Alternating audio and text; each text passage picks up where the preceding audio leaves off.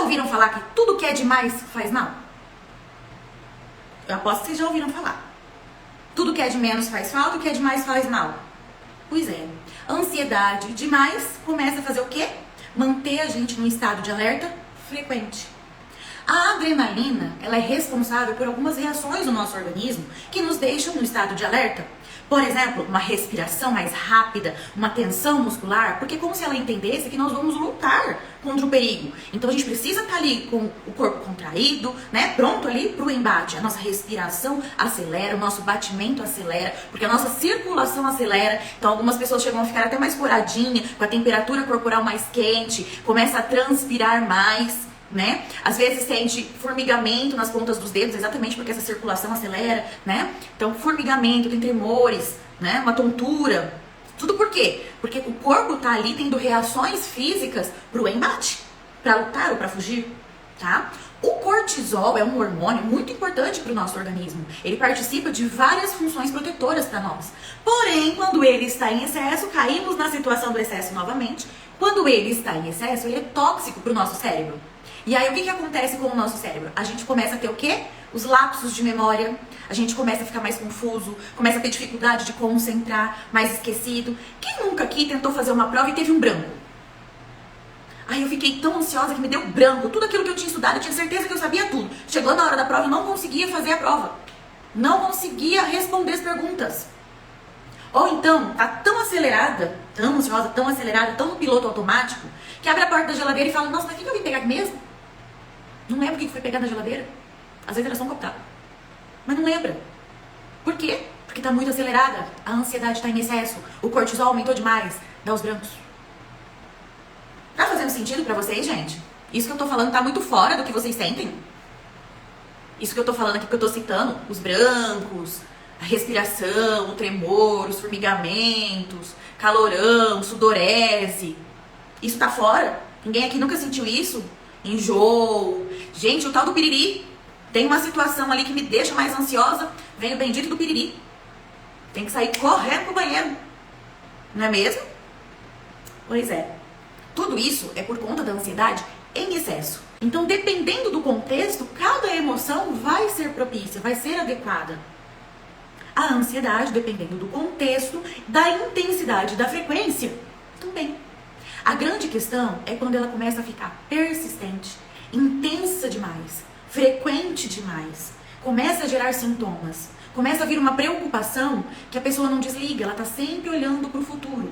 É um excesso de futuro no presente, ao ponto da pessoa não conseguir viver o presente. Ela começa a viver o futuro. Quem aqui nunca pensou, e se eu fizer isso, não der certo, e aí, se aquilo acontecer? Quem nunca pensou no tal do e se? Que nos mostra um excesso de futuro. É uma preocupação, o que pode acontecer, mas ninguém nem tem certeza que aquilo vai acontecer. É uma preocupação com as possibilidades e não com as probabilidades daquilo acontecer. Então, até aqui a gente já falou que a ansiedade é uma emoção. Ela nos ajudou muito até hoje, continua nos ajudando.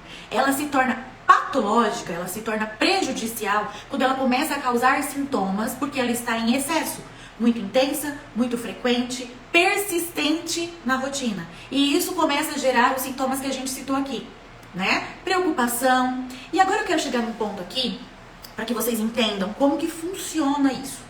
Primeiro, a gente pensa, depois a gente sente e depois a gente age. Então é pensamento, sentimento, que aí tem a reação fisiológica, né? Nossa reação física, a gente sente e aí a gente reage apresentando um comportamento.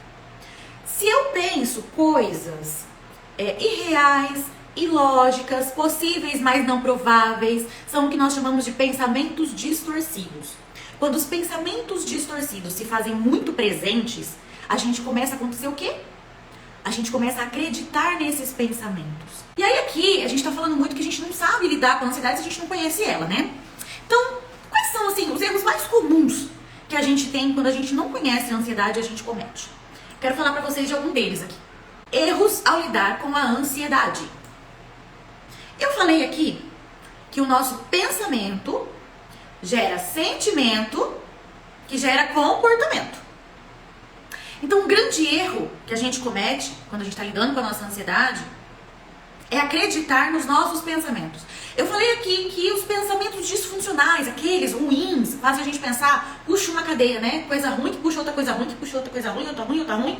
E quando a gente vê, a gente tá ficando mais ansiosa, mais ansiosa, mais ansiosa. A gente entra num ciclo vicioso de alimentar essa ansiedade. E se o nosso cérebro aprende por repetição, se a gente alimenta essa ansiedade, o nosso cérebro fica o quê? Craque, gente. Ele fica craque em ser ansioso. Por quê? Porque a gente está ensinando pro nosso cérebro que realmente aquelas situações, realmente aquilo é um perigo, realmente aquilo, ele tem que ficar ansioso mesmo, liberar os hormônios, os neurotransmissores, enfim. A gente entra num ciclo vicioso de ansiedade, alimento a ansiedade, fico mais ansiosa e mais ansiosa e mais ansiosa e mais ansiosa, pum! Crise. Então, os nossos pensamentos disfuncionais, quando a gente acredita neles, e aqui eu vou dar alguns exemplos, tá? De pensamentos distorcidos que a gente tem. Por exemplo, a gente quer ler a mente das pessoas. A gente acha que a gente sabe o que aquela pessoa tá pensando. Ah, eu tenho certeza que aquela pessoa tá achando que eu tô ansiosa demais, que eu não vou dar conta de dar essa aula aqui, porque eu tô muito ansiosa. Então ela sabe que eu tô ansiosa aqui e eu não vou dar conta. 2 pensamentos distorcidos, né? Eu estou me julgando incapaz e achando que eu sei ler a mente do que a pessoa tá pensando. Como que eu sei o que a pessoa tá pensando? Não tem como a gente ler mentes, ninguém lê mente.